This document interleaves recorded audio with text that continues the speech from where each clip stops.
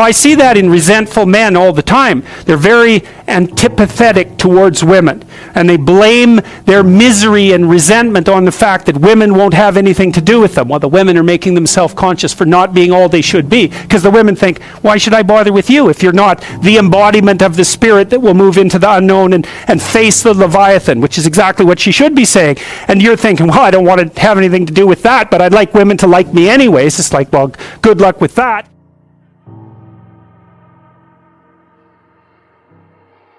Why can't men find women to date? That's not your problem. Your problem is why you can't find the woman you want. Yeah. And you have to assume that's your problem, because otherwise you have to assume that it's the women's problem. And really? They're all wrong and you're right. Really? Lucky you. Maybe you are. You're an undiscovered gem of some sort. Probably not. I would say to young men who are irritated at women is, if you're irritated at women, as a class of creature, there's something wrong with you, because they're right. You're wrong. They're right to not pick you. If they're not picking you, it's because they're right. Wow. Now, that might I know that's a terrible thing to say, and I know perfectly well, it wasn't like I was particularly successful with girls when I was young. So I know what that rejection is like. I know what that fear is like. I don't know it as well as some men know it, because I wasn't rejected outright. But what you have to understand is that, what do you expect from women? If you got pregnant because you had sex, you'd be pretty damn choosy too. So, clue in a bit. And then, well, don't they find you attractive? Well, maybe you're not. Have you paid attention to how you dress? Do you have a plan? Are you as educated as you could be? Are you a liar? Are you a rabid pornography user? Because maybe that's undermining your motivation to seek out a woman and grow yourself up. It's like, if you're rejected constantly and you're out there really trying, because that's another thing to ask yourself, is, well, how many women have you actually asked out? And are you so sure that you're not picking women who will certainly reject you because you're trying to bat out of your league? Because you might be. So, and I'm speaking about this as a clinician too, because I had plenty of men in my practice who were, radically unsuccessful with women. I had one man in particular. He was so afraid of women he couldn't use the phone. He was too afraid of everyone to use the phone. And he had been bullied like mad, and he had his problems. So I know what this is like. But pornography is a big problem. It's a big problem. It's a real curse, that pornography, in my opinion, because it's an easy out. And so we don't know what the consequences of that are. We're starting to understand some of them. But if you were better, you'd be more successful with women. So you have to have that in your mind. And you cannot be angry at women. It's stupid. Women? It's like women being angry at men. It's a sign of psychological trouble, that. Who's more self-conscious, women or men? And the answer to that is, women are more self-conscious than men. And even further, you might say that women taught men to be self-conscious, and I believe that to be the case. Maybe babies taught women to be self-conscious, but women taught men to be self-conscious, and they still teach them that all the time. Because there's nothing that makes a man more self-conscious than to be rejected by a woman that he desires. So the woman is always offering self-consciousness to men, and it isn't necessarily a gift that they exactly appreciate. And that motif, of course, runs through the Adam and Eve story centrally, because Eve is damned forever, in some sense, for making Adam self-conscious. Well, he didn't want to be self-conscious. Things were pretty good when his eyes were closed and he was wandering around, not worrying about whether he was naked or not. So it's more or less a truism that if you take a male dominance hierarchy, the probability that the men at the top of the hierarchy will leave offspring is much higher than the probability that the men at the bottom will leave offspring. And it's true in many, many species. Now, there's a much higher probability of the average female leaving offspring than the average man. So now then imagine that there's characteristics that push a man up a dominance hierarchy. Okay, and then imagine that there are characteristics that push a man up a set of dominance hierarchies.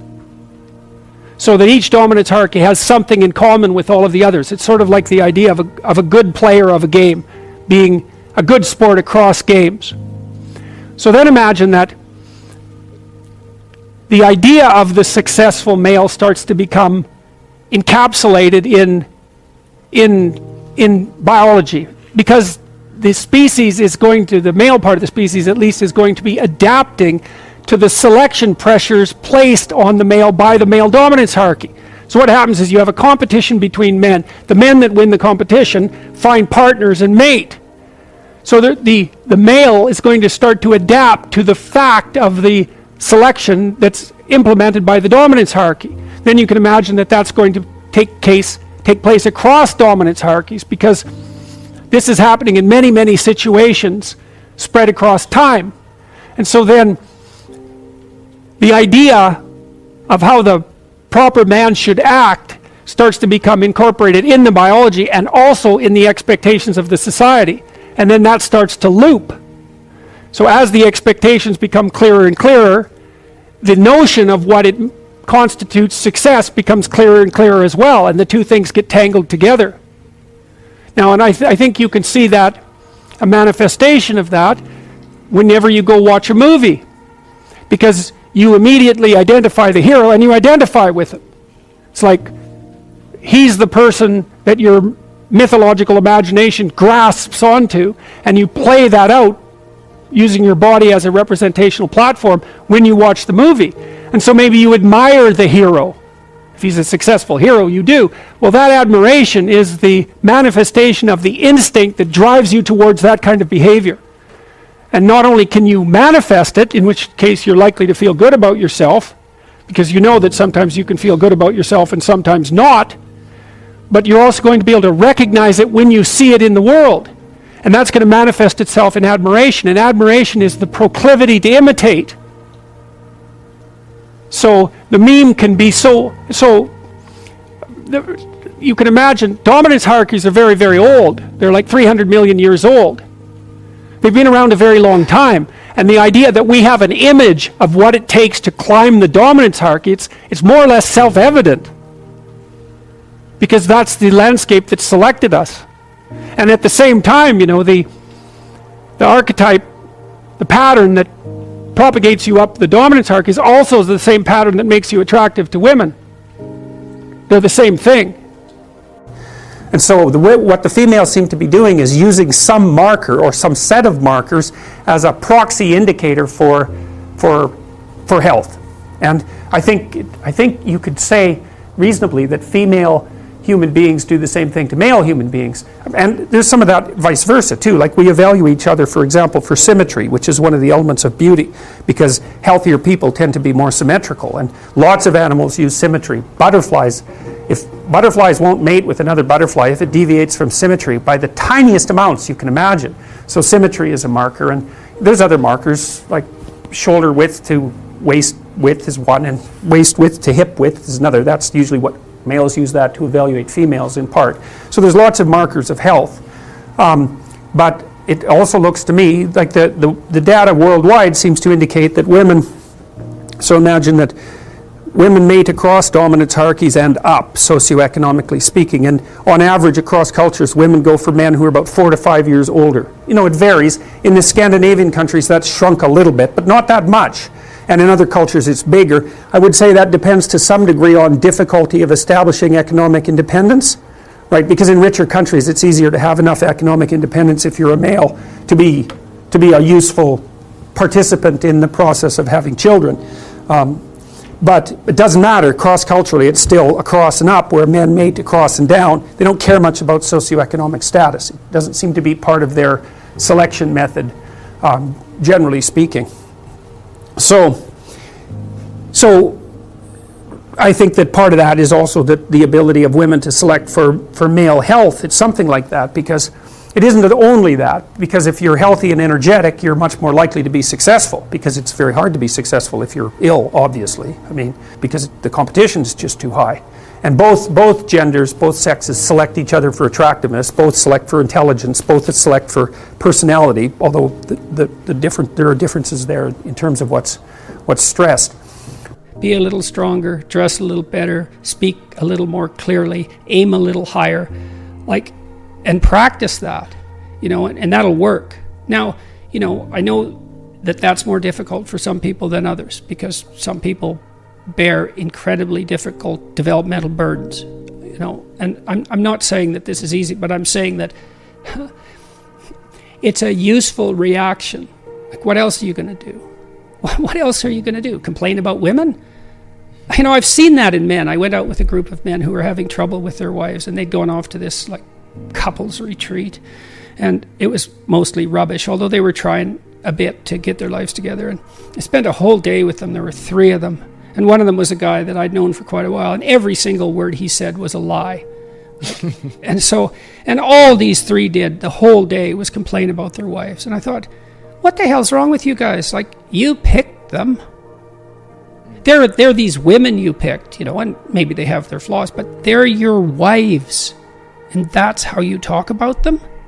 And you think they're the problem? You're so dumb that you don't even know that you shouldn't badmouth your wife.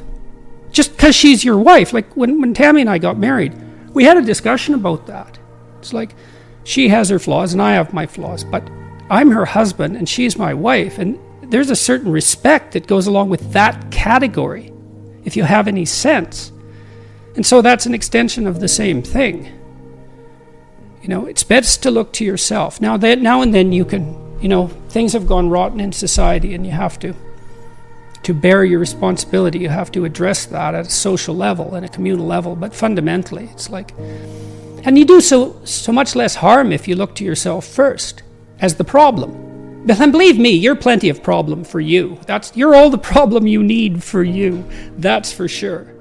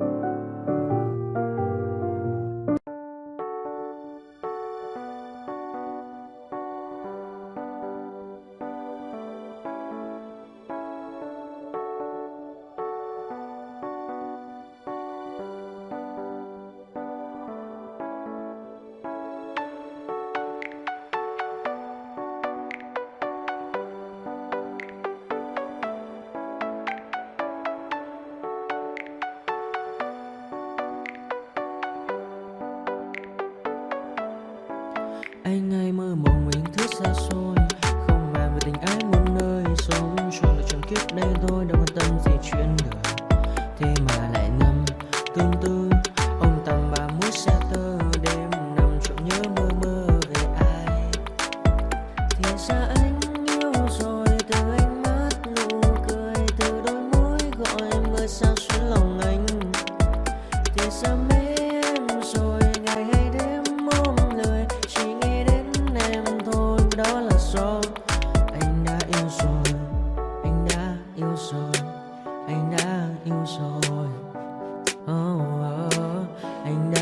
yêu rồi, anh đã yêu rồi, anh đã yêu em mất rồi.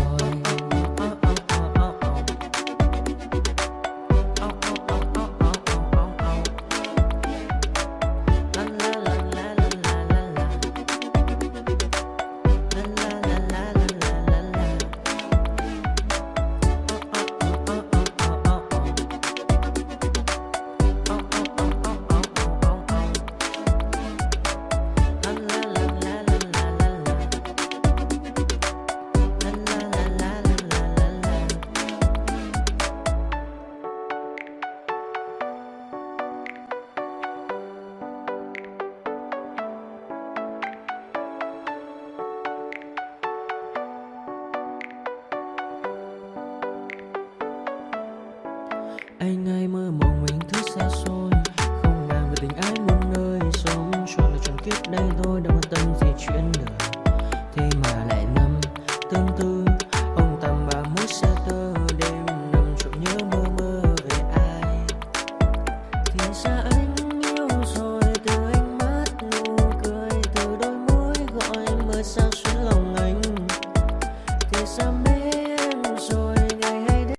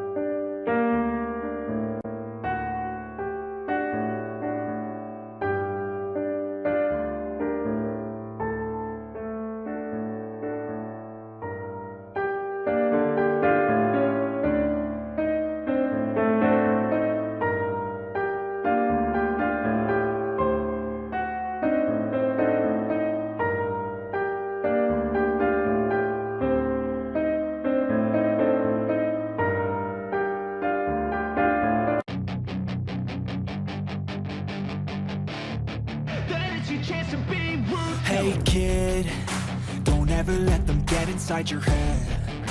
They'll tell you what to do in life instead of everything you know that you could get.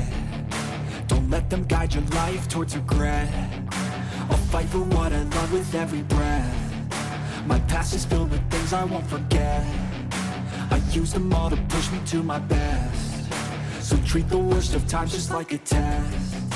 If only I could go back in time, I'd tell myself that everything will end up alright. Just push yourself, test yourself, figure out what you like, and find your limits, don't be rigid, always work towards a prime. Surround yourself with open minds, people can change your life. A few friends with intent can help you feel alive. Find a passion, take some action, and with a little time, just be patient, make a statement, try to enjoy your life.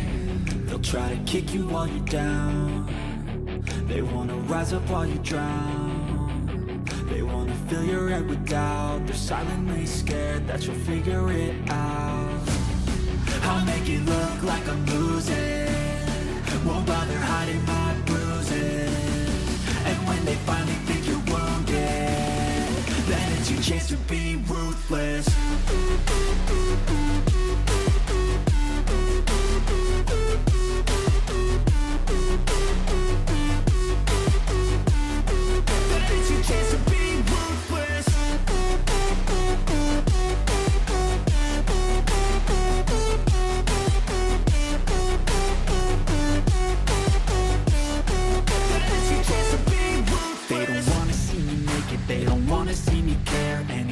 Make some progress, I can see that they compare. I think everyone's against me, maybe something in the air. Am I paranoid? I swear a void is forming and they're scared I walk a